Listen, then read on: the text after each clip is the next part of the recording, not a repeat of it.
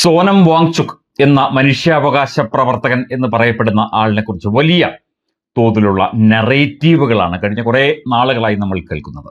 അതായത് രാജ്യത്തിന് വേണ്ടി നിരാഹാരം കിടന്നു, രാജ്യത്തെ യുവജനങ്ങൾക്ക് വിദ്യാർത്ഥികൾക്ക് വേണ്ടി നിരാഹാരം കിടന്നു, മരണവുമായി മല്ലിട്ടു തുടങ്ങിയ വലിയ റൈറ്റപ്പുകളാണ്. ഇയാൾ പാകിസ്ഥാനിൽ വരെ പോയി ഇന്ത്യക്കെതിരെ പ്രസംഗിച്ചയാളാണ്.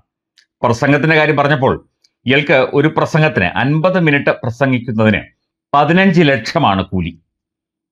സാധാരണ ഏതെങ്കിലും പ്രസംഗകർക്ക് അത്രയും കൂലി ലോകത്തെവിടെങ്കിലും ഉണ്ടോ എന്ന് നമുക്കറിയില്ല. എന്തൊക്കെയായാലും ഇയാൾ ഒരു വാടകക്കാരനാണ്. ഇയാൾ വാടകയ്ക്ക് കൊടുക്കപ്പെടും എന്ന് ബോർഡും വെച്ചിരിക്കുന്ന ഒരു വ്യക്തിയാണ്. നമ്മുടെ നാട്ടിലുമുണ്ട് ഇത്തരത്തിൽ കൂലി പ്രസംഗകർ എന്ന് പറയുന്ന ഒരു ഗ്രൂപ്പ്. ഇപ്പോൾ കുറവാണ്, എന്നാലും പണ്ടൊക്കെ ഉണ്ടായിരുന്നു. ഏതെങ്കിലും ഒരു പരിപാടിക്ക് പോയിട്ട് നല്ല വാക്സാമർഥ്യമൊക്കെയാണ്, ചരിത്രമൊക്കെ അറിയാം, ആർക്ക് വേണ്ടിയും പ്രസംഗിക്കും. ഇന്നിപ്പോൾ ഒരു രാഷ്ട്രീയ പാർട്ടിക്ക് വേണ്ടിയാണ് പ്രസംഗിക്കുന്നത് എങ്കിൽ നാളെ മറ്റൊരു രാഷ്ട്രീയ പാർട്ടിയുടെ വേദിയിൽ ഇയാളെ ആ വേഷത്തിൽ കാണാം. അങ്ങനെയുള്ള കൂലി പ്രസംഗകർ ഒരു കാലത്തുണ്ടായിരുന്നു. നമ്മുടെ നാട്ടിലൊക്കെ ധാരാളമായി ഉണ്ടായിരുന്നു. നല്ല പ്രസംഗകരാണ്. അതുപോലെ ഒരു കൂലി പ്രസംഗകനും കൂലി നിരാഹാരം കിടപ്പുകാരനുമാണ് ഇയാൾ. തമിഴ്നാട്ടിലൊക്കെ ആരെങ്കിലും മരണപ്പെട്ടാൽ കൂലിക്ക് കരയാൻ വരുന്ന സ്ത്രീകളുണ്ട്. നെഞ്ചത്തലച്ച് എത്ര മണിക്കൂർ കരയണം എന്ന് പറഞ്ഞാൽ അവർ കരയും. അതുപോലെ ചില ആൾ ദൈവങ്ങളുടെ കൂടെയൊക്കെ ഈ കരച്ചിലുകാരും കാലുപിടുത്തക്കാരും അങ്ങനെയുള്ള ആളുകളൊക്കെ വിദേശികൾ വരെയുണ്ട് എന്ന് കേട്ടിട്ടുണ്ട്. അത്തരത്തിൽ ഒരു വ്യക്തി മാത്രമാണ് ഈ സോനം വാങ്ചുക്.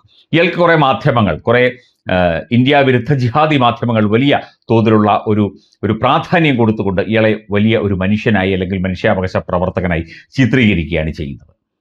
ഇയാളുടെ ഐഡിയകളൊക്കെ തന്നെ ചീറ്റിപ്പോയ ചരിത്രമേ ഉള്ളൂ. ഈ CJP-യുടെ ഈ വിഷയത്തിൽ തന്നെ ഇയാളുടെ ഐഡിയ ആദ്യമൊക്കെ ചീറ്റിപ്പോയി. അതിനുശേഷം ഇപ്പോൾ തെരുവിൽ ഇറങ്ങി അക്രമം നടത്താൻ ആർക്കും പറ്റും.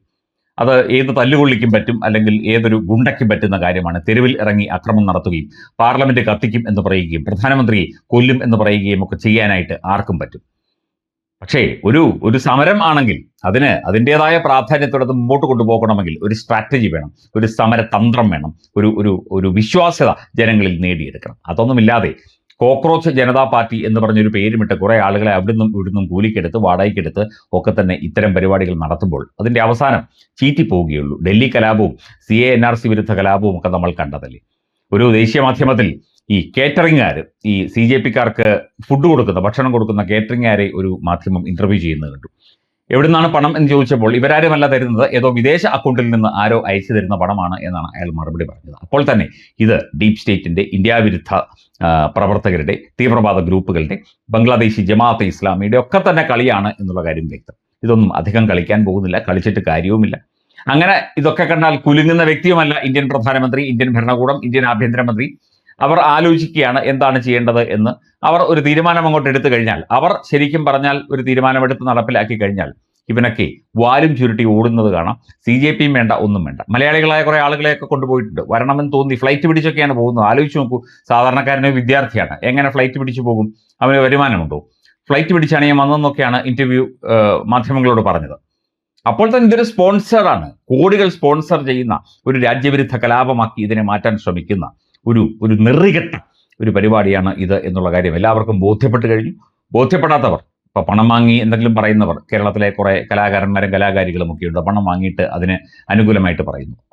അവർക്ക് തന്നെ ഇതെന്താണ് എന്നറിയില്ല. പിന്നെ അധികം ഇതങ്ങോട്ട് വൈകിപ്പിക്കില്ല, കാര്യങ്ങൾ തീരുമാനമായിക്കോളും. അമിത്ഷായും പ്രധാനമന്ത്രിയും കാര്യങ്ങൾ തീരുമാനിച്ചിട്ടുണ്ട്.